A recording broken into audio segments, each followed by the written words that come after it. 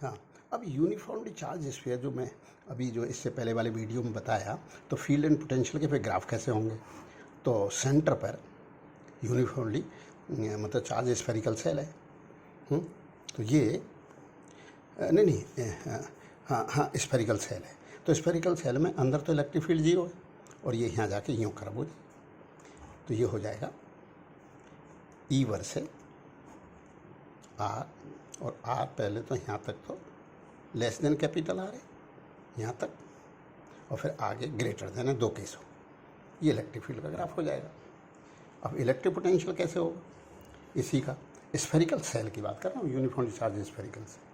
तो वहाँ पर सरफेस से लेके वहाँ तक पोटेंशियल कांस्टेंट है जो के क्यू बाई कैपिटल आ रही है, और फिर ये यूँ है, तो आगे के क्यू बाई स्मॉल आर है।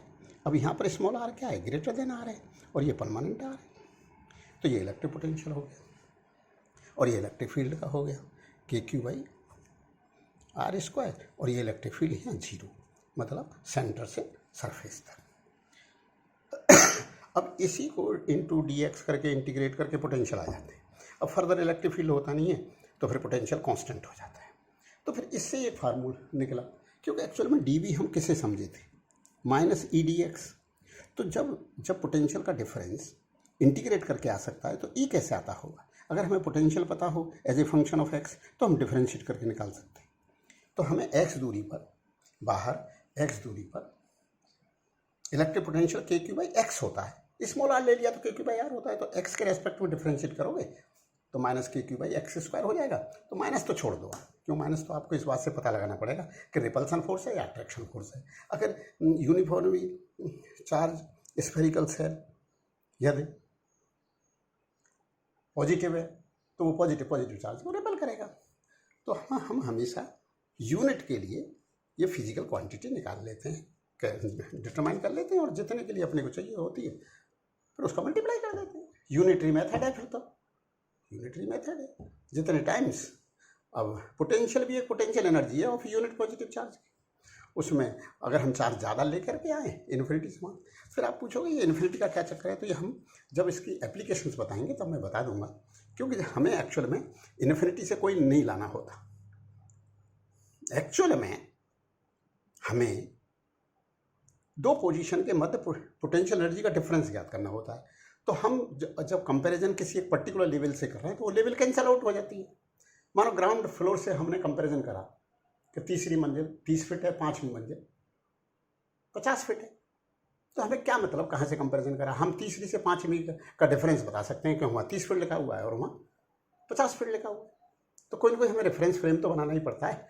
मानो हमने तीसरी मंजिल को ही रेफरेंस फ्रेम मान लिया, तो उसकी हाइट तीसरी मंजिल 0, फिर हम पाँचवीं मंजिल पे 20 फीट लिख रहे होंगे, तब भी डिफरेंस 20 आएगा। तो अपने को डिफरेंस से ही मतलब होगा जब वो प्रॉब्लम आगे आएंगी तो कि जब एक चार्ज यूनिफॉर्मली स्फेरिकल सेल है वो क्यू चार्ज से, अब उसके आगे कहीं स्मॉल क्यू चार्ज छोड़ दिया, दोनों पॉजिटिव हैं और स्फेरिकल सेल फिक्स्ड है। अब स्मॉल क्यू का मैं जानना चाहता हूं कि वो ए दूरी से रिपल्सन के कारण बी दूरी पर पहुंच गया, अब उसमें कितनी स्पीड आएगी, तब ये पोटेंशियल एनर्जी का और काइनेटिक एनर्जी का कंसेप्ट लगेगा। तो जब ए दूरी पर है तब उसकी क्या पोटेंशियल एनर्जी और क्या काइनेटिक है, उन दोनों का सम हम बी दूरी पर, तो वो जो पोटेंशियल एनर्जी लिखी है वो विद रिस्पेक्ट टू इन्फिनिटी लिखी है। तो जहाँ से कंपैरिजन करा गया है, तो एक ही लेवल से कंपैरिजन करा गया है, तो वो तो कैंसिल आउट हो जाता है, और जो मेन डिफरेंस होता है ए पॉइंट पर पोटेंशियल एनर्जी और बी पॉइंट पर पोटेंशियल एनर्जी, उसी की जरूरत होती है और वही आ जाता है। क्योंकि इन्फिनिटी के रेस्पेक्ट में जो ए डिस्टेंस पे पॉइंट है सेंटर से, वहां पर पोटेंशियल के क्यू बाई ए है और स्मॉल क्यू वहां रखा था, तो potential energy K Q Q small Q by A plus kinetic लगे तो 0, क्योंकि उसको रिलीज करा है, छोड़ा है, तो उस समय काइनेटिक 0 थी। फिर जो जिस पॉइंट पे पहुंचा, जब बी दूरी पर है, वो जो पॉइंट बी दूरी पर है जो पॉइंट, तो बी दूरी पे पॉइंट है, तो वहां पर के क्यू बाई बी हो गया। तो ये इस तरह से प्रॉब्लम सॉल्व हो जाती हैं। अपने को इसलिए ज़रूरत पड़ती है कि हम पोटेंशियल एनर्जी को मैं एक तरह से मानता हूँ कि तुमने जैसे मार्किंग कर दी हो, मार्किंग, तो मार्किंग क्या करिए ये इंपॉर्टेंट नहीं है, हमेशा डिफरेंस ही इंपॉर्टेंट है। अब IIT JEE का कोई एग्जाम दे रहा है तो ये इंपॉर्टेंट थोड़ी है कि नंबर कितने आए, रिलेटिवली नंबर आपके ज़्यादा आए या कम, ये बात। आपके नंबर 80 हैं, आप खुश नहीं हो सकते, आप तब खुश हो के औरों के 80 से कम हो, पता लगा किसी के आप 50 नंबर पे भी खुश हो रहे हो और 80 पे दुखी हो रहे हो, क्योंकि ज़्यादातर लोगों के 80 से ज़्यादा है, और जब पेपर हार्ड आया था तो आप 50 पे खुश हो रहे थे क्योंकि औरों के 50 से कम थे। तो ऐसे यहाँ पर पोटेंशियल एनर्जी का मतलब है, मतलब डिफरेंस ही तो इम्पोर्टेंट है। तो होगा क्या, क्यू ए दूरी पर P1 पॉइंट, फिर ये रिपल होके P2 पे पहुँच गया, ये दूरी B है, ये दूरी A है। अब पूछा गया यहाँ V क्या है, तो इसमें क्या लिखोगे, K Q Q upon A potential energy plus 0 उसकी है बराबर, इस पर लिख दो potential energy K Q Q upon B plus half M B square, बेर एम क्या है उसका मास है और वी स्पीड है, तो इस पॉइंट पे स्पीड आ जाएगी। तो ये इस तरह से आगे जाकर के यूज होंगे, तो पहले इन चीज़ों को हम सीख लें।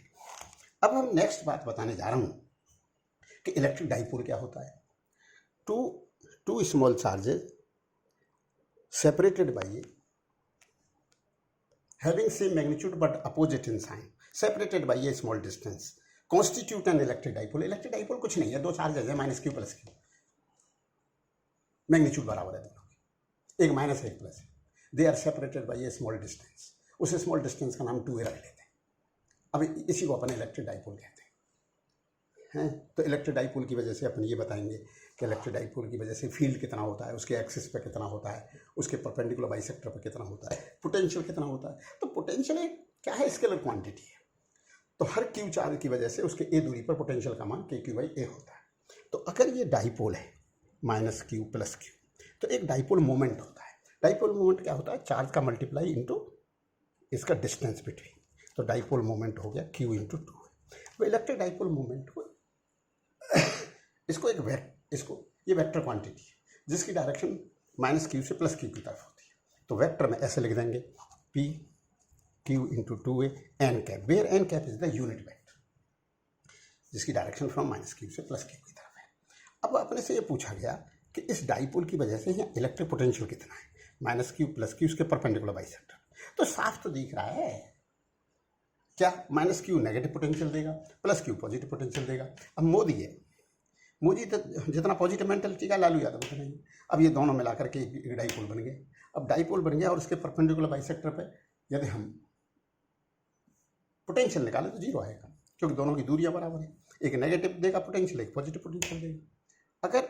अगर पॉइंट इधर है तो नेट पोटेंशियल नेगेटिव आएगा, क्योंकि नेगेटिव पोटेंशियल की मैग्नीट्यूड ज़्यादा होगी, क्योंकि माइनस क्यू से पॉइंट पास में है और प्लस क्यू से दूर है। अगर मोदी के पास हो तो नेट पोटेंशियल पॉजिटिव होगा। तो ये पोटेंशियल है। अब आप कहोगे इनकी वजह से इलेक्ट्रिक फील्ड कैसे निकालें इस परपेंडिकुलर बाइसेक्टर पर, तो इसका मेथड है ये माइनस क्यू ये प्लस क्यू। अब ये है ये बहुत कम होता है, तो इसे 2a किसी कारण से 2a मान लेते हैं। अगर वो a देगा तो हम मना नहीं करेंगे, लेकिन 2a मान करके अब अपन कैलकुलेट करते हैं। तो इस माइनस क्यू यहाँ पर रखे हुए यूनिट पॉजिटिव चार्ज को अट्रैक्ट करेगा। पहले तो ये दिमाग में लाइए कि इलेक्ट्रिक फील्ड होता क्या है, वहाँ पर रखे हुए यूनिट पॉजिटिव चार्ज पर लगने वाला कूलम फोर्स। तो माइनस क्यू उस एक कूलम को अट्रैक्ट करेगा और प्लस क्यू क्या करेगा, रेपल करेगा। तो ये दो फोर्सेज आ जाएंगे। इन दोनों फोर्सेज के जो ये वाले कंपोनेंट हैं ये यूँ हो गए, तो ये वाले कंपोनेंट कैंसिल हो जाएंगे, ये जुड़ जाएंगे। तो बस तो यहाँ पर एक थीटा ले लो और ये दूरी को x ले लो, और यहाँ पर ये तो ये जो मैग्नीट्यूड होगी के q upon a square plus x square, क्योंकि यूनिट पॉजिटिव चार्ज पर लगने वाला फोर्स जो है कूलम्स लॉ से k q into 1 upon distance का स्क्वायर, तो a square plus x square. अब इसका cos theta, this is a theta, तो क्या आ गया k q a square plus x square, इसका कॉस थीटा का डबल। अब cos theta 2kq upon a square plus x square. अब कॉस थीटा क्या है, x upon root of a square plus x square. तो क्या हो गया 2kq, हाँ कॉस थीटा में गलत लग गया, ये a है एक्चुअली, a दिस इज ए, क्योंकि ये थीटा ये है ना, तो कॉस क्या होगा a अपॉन दिस।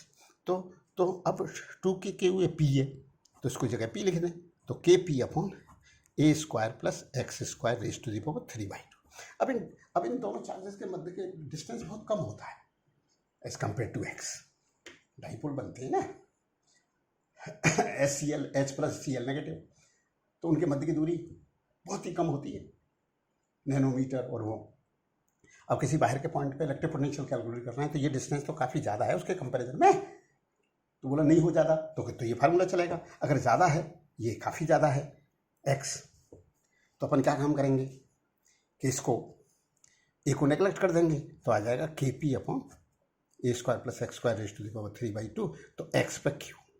अब इसी तरह से हम ये अब रहा पोटेंशियल हम पहले ही बता चुके हैं कि इलेक्ट्रिक पोटेंशियल जो है परपेंडिकुलर बाइसेक्टर पे 0 होगा, क्योंकि नेगेटिव पोटेंशियल देगा, पॉजिटिव पोटेंशियल देगा। तो अब आती है ये कि माइनस क्यू और ये प्लस क्यू। अब इसके यहाँ पर निकालना हो और ये 2a हो और यहाँ के सेंटर से दूरी r हो, तो प्लस क्यू से ये दूरी क्या होगी r माइनस ए, और माइनस क्यू से क्या होगी r प्लस ए। तो दोनों लिख दो, पॉजिटिव के कारण पोटेंशियल होगा k q by r minus a, और नेगेटिव चार्ज नेगेटिव पोटेंशियल देगा k q upon r plus a. तो के क्यू कॉमन ले लो, r plus a minus r plus a, तो ऊपर 2a बचेगा और नीचे आर माइनस ए और आर प्लस ए का मल्टीप्लाई करोगे तो r square minus a square, और ए बहुत छोटा है तो r square minus a square, और ये बहुत छोटा है। कौन छोटा है